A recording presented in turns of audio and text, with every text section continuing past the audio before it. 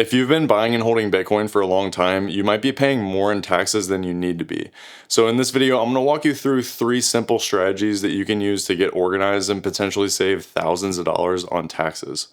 Because when I first started buying Bitcoin, I bought from multiple different exchanges in both small amounts and tiny purchases and larger amounts, and every extra dollar I had went into Bitcoin for a long period of time.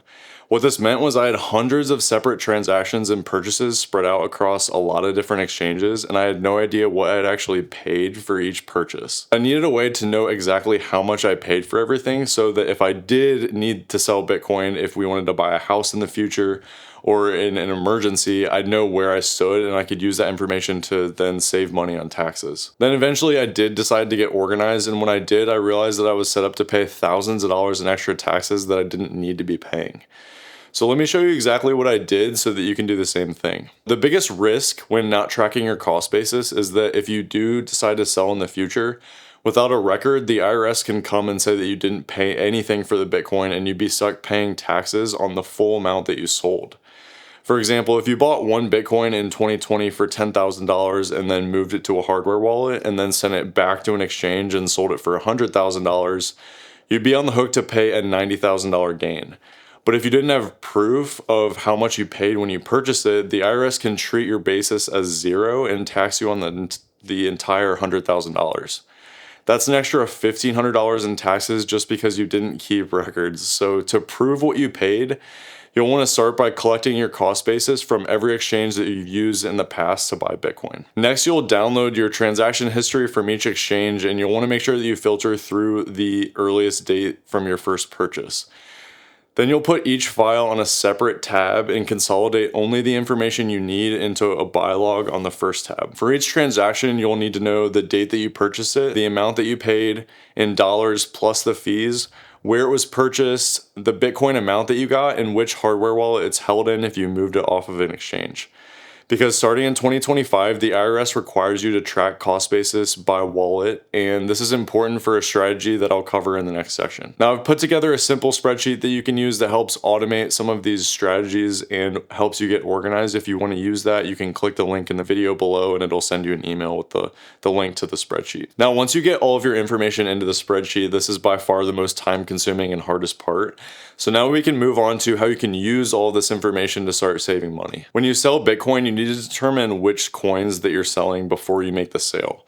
And most people just let their exchange choose for them, and the default on most exchanges is going to be something called first in, first out. And this just means that the coins that you bought earliest are sold first when it comes to reporting to the IRS. And if you have gains, this usually means that you're paying the most in taxes by default, and it's exactly what I would have been doing before I took the time to get organized. But you can choose to report specific lots instead of using the default.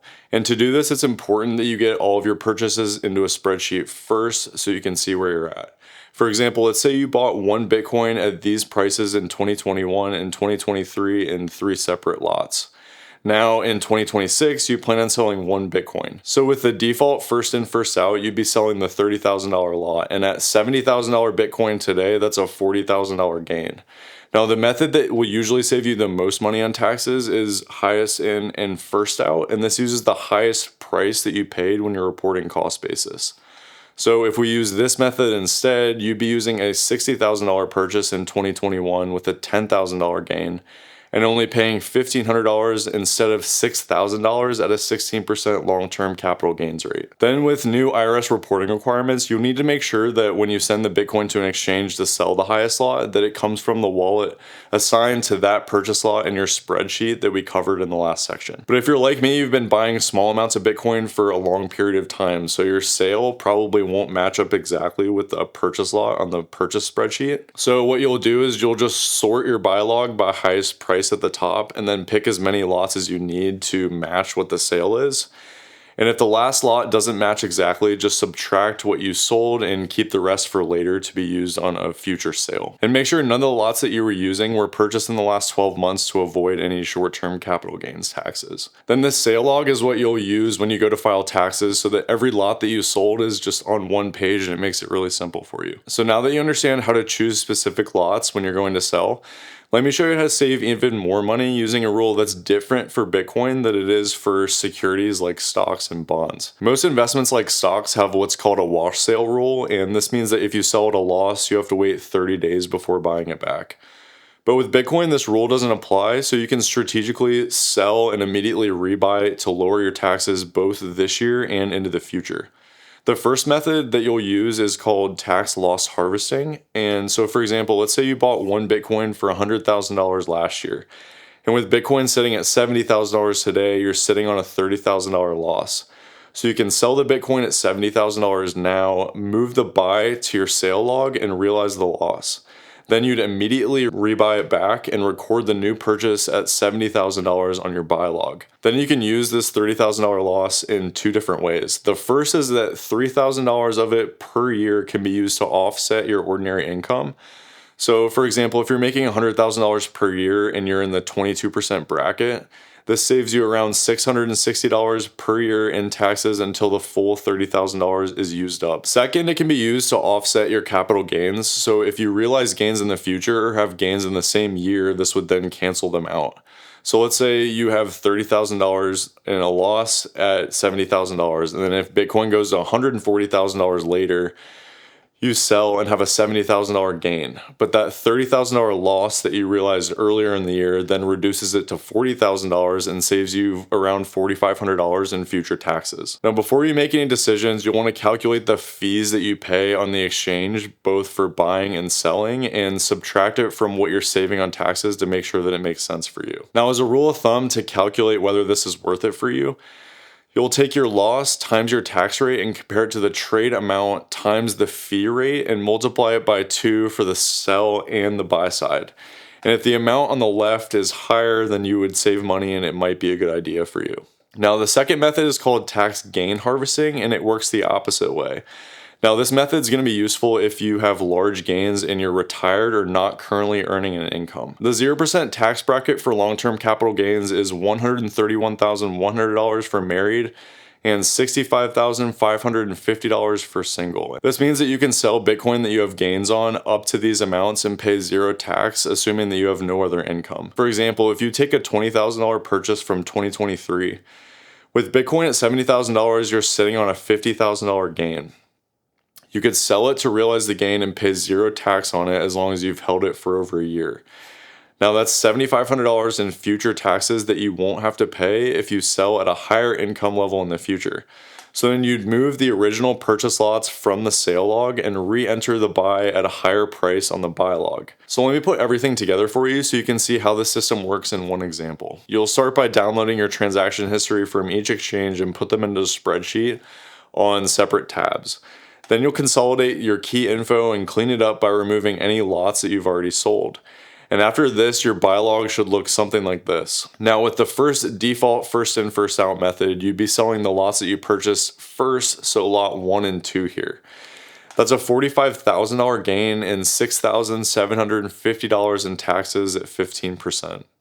But if you sort by highest price paid and filter out anything held less than 12 months, you'd be selling lots 8 and 7 here instead. So now you're paying zero taxes on the sale and you've created a $32,500 loss. And this loss can be used to offset up to $3,000 of ordinary income per year, which saves you $660 a year at 22%. Until that's completely used up. Or if you have capital gains in the future, this loss then offsets those first and saves you up to $4,875. And you had one more lot left here with the $10,000 loss at lot 6. So you can harvest that by selling and then immediately rebuying it. So that gives you another $10,000 loss, which offsets your income at $3,000 per year and saves you around $660 for the next 3 years.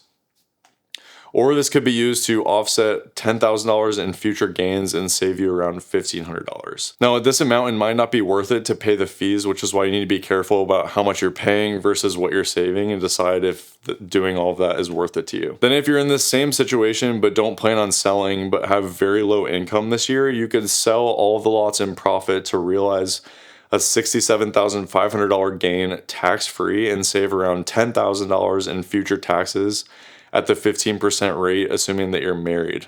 Now, if you're single, you want to keep the gain under $65,550, so you leave one of those lots out. And this strategy compounds as you stack Bitcoin over time. The more lots that you have, the more opportunity that you'll have to harvest losses and gains and save on taxes that you're liable for in the future.